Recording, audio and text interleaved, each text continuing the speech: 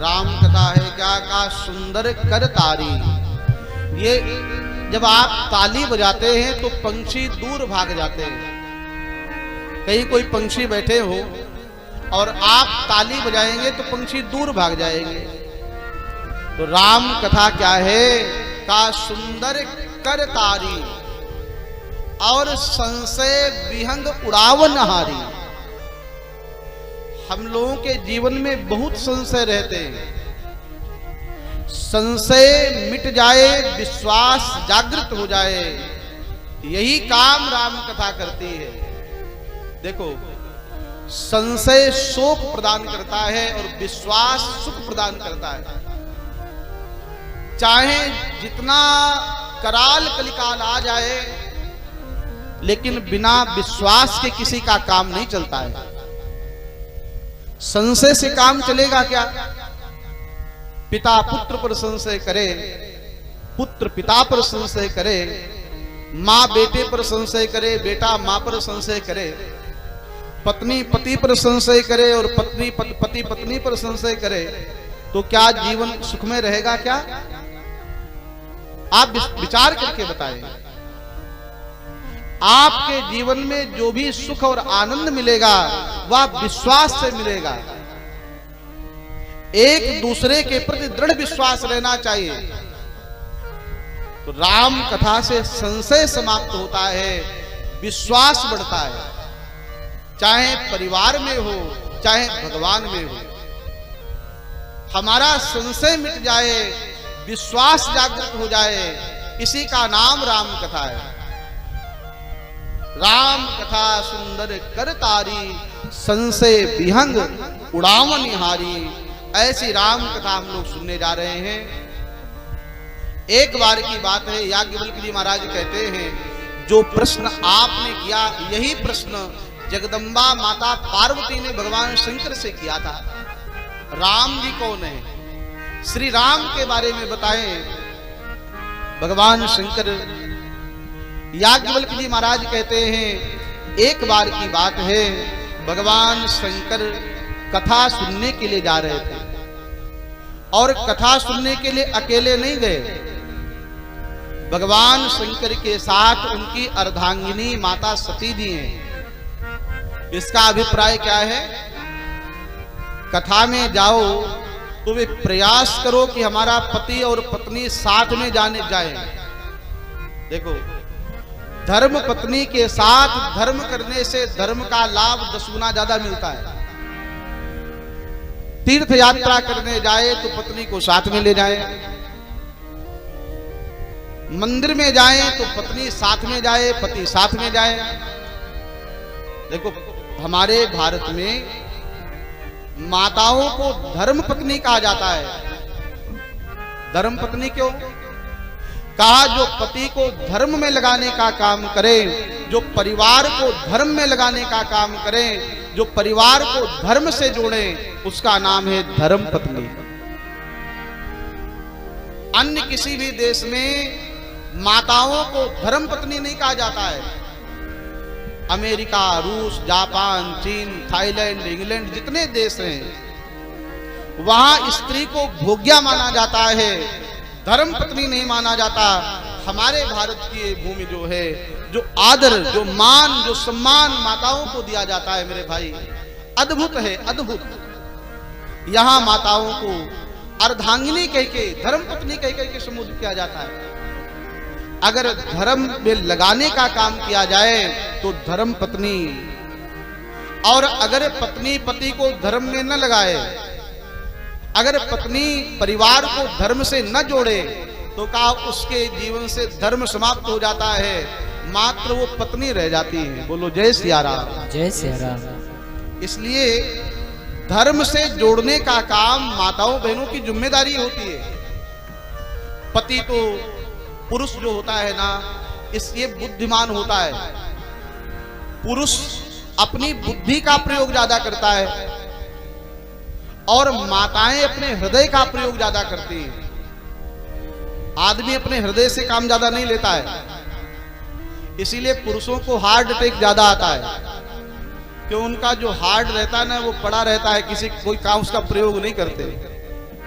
वह बुद्धि का प्रयोग करेंगे और माताएं हृदय का प्रयोग करती हैं। देखो प्रदेश में कहीं 4 माताएं एक साथ बैठी हों तो मात्र 10-15 मिनट में ही एक दूसरे का पूरा परिचय ले लेंगी।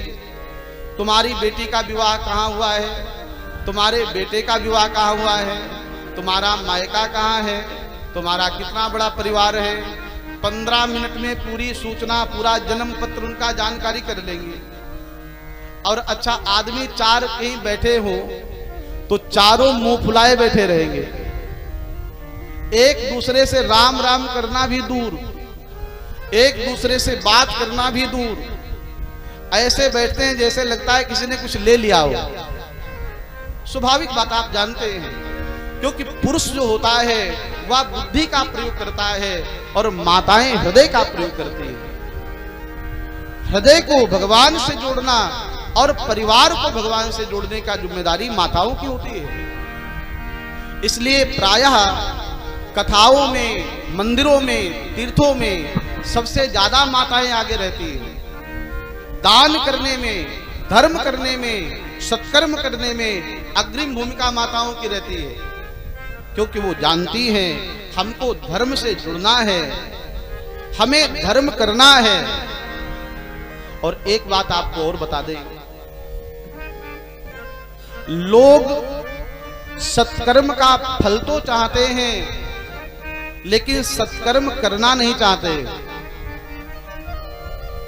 और पाप का कर्म नहीं, फल नहीं चाहते हैं लेकिन अनायास पाप करते रहते हैं।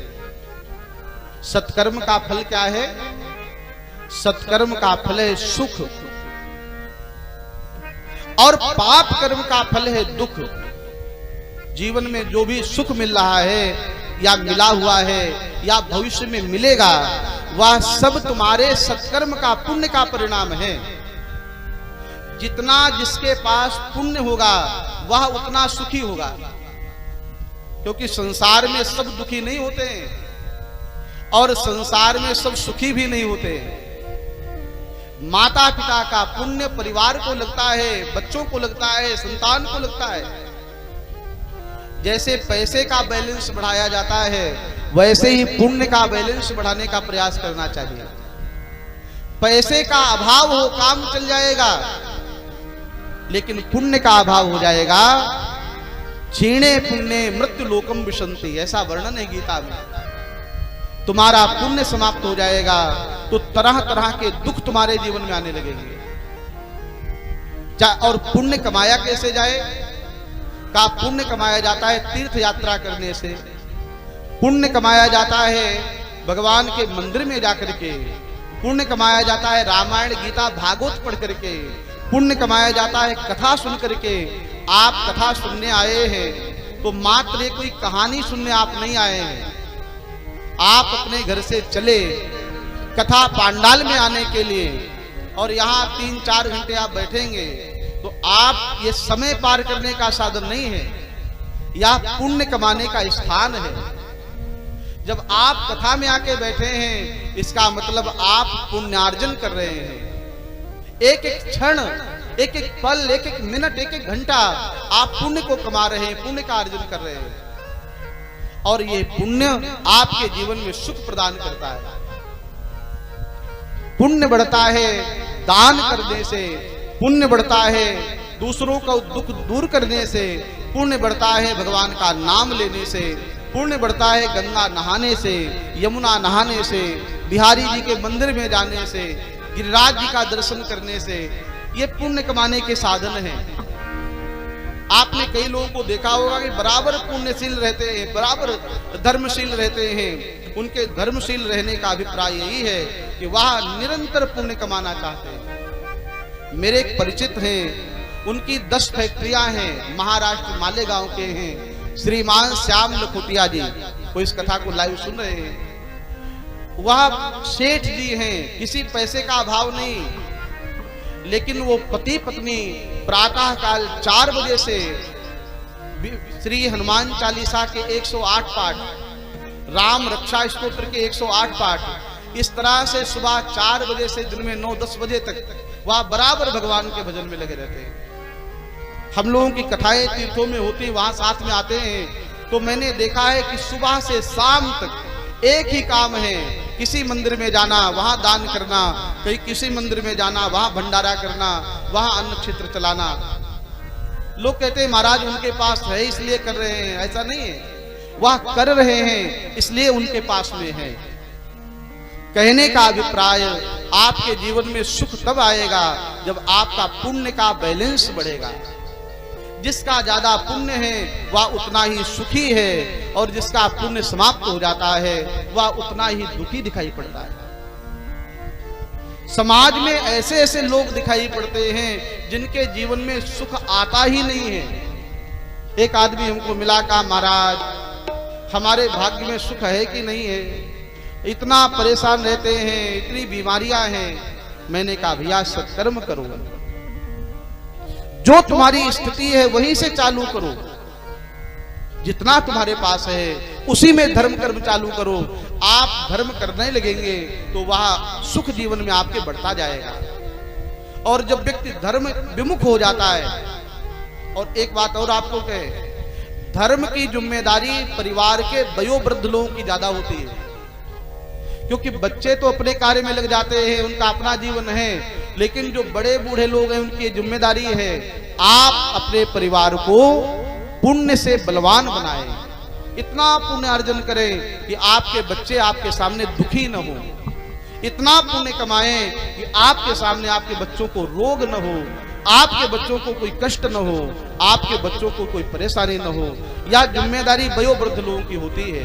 परिवार के वयोवृद्ध सत्कर्मनिष्ठ हो, ऐसी हम सबकी आवश्यकता जीवन की है।